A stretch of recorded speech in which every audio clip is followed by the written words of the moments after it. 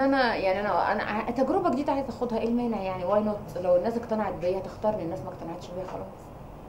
يعني مفيش سبب معين يخليك تدخل البرلمان؟ بالعكس، ده انا لما ادخل البرلمان هيحصل لي مشاكل كتير. ازاي؟ يعملوا بقى سبوت حوالين مني، وبتعمل ايه وبتروح فين وبتقعد ازاي وبتقعد مع مين وجايبه فلوسها منين. وانا اكتر واحده صدقني لو دخلت يعني انا هشيل بلاوي عن الناس اللي داخله. يعني هتلاقي ناس داخله عندها بلاوي كتير، انا شايله الحاجات دي عنهم. يعني انت سمعت دلوقتي، انت سمعت دلوقتي ان اي حد عليه سبوت في الميديا غيري؟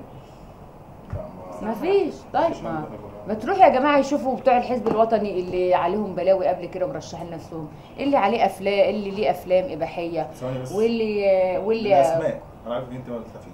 لا انا ما معلش. بحبش اخد في الاعراض. ما ماشي، لا بس لا لازم لا نشوف الاسماء. لا ما بحبش اخد في الاعراض. ما هو لازم تقولي مثل حي عن الموضوع ده. لا الناس بس عارفه الناس مش عارفه. قبل كده انه البغدادي يعني فين ده؟ انت قلت او اشرت ليه مع وائل النقاش مع وائل ان هو اللي له افلام وحصلت في سنه 97. لا بس انا ما قلتش اسماء حد. بس لمحت انا عليا قضايا يا ابني. هتزودوا كمان قضيه؟ لا انا قلت عند استاذ وائل. استاذ وائل هم سايبين ناس كتير قوي فاسدين وماسكين فيا انا.